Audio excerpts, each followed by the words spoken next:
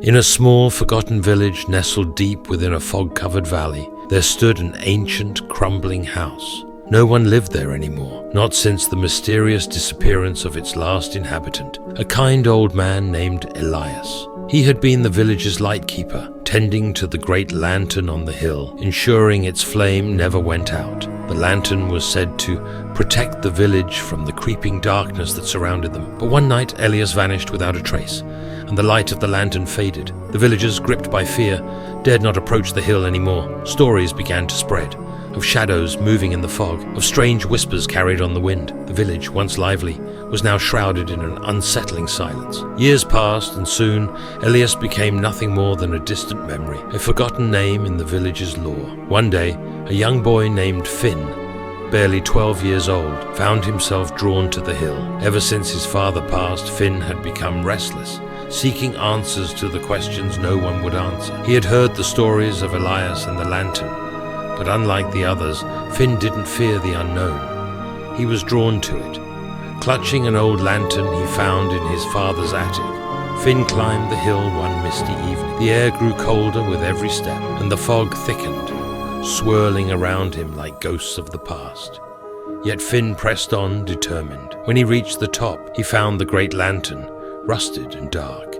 His heart sank as he looked at its extinguished flame, realizing that the village had been unprotected all this time. In a moment of quiet despair, he knelt beside the lantern and whispered, "I wish I could bring you back." Just as his words left his lips, a soft voice broke through the fog.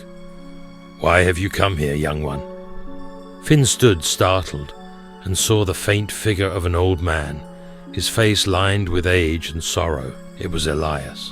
"I came to find the light," Finn said, trembling, "to bring it back." Elias looked at the boy with a sadness Finn couldn't understand. "The light never left, child. It was never in the lantern."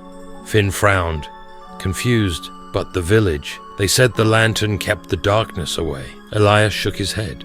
"The darkness is not in the fog, nor in the shadows. It lives in the hearts of those who forget to care, to love, to remember what truly matters. When I left, it was because the villagers no longer needed my light. They had let their own lights dim." Finn's eyes filled with tears. "But what can I do?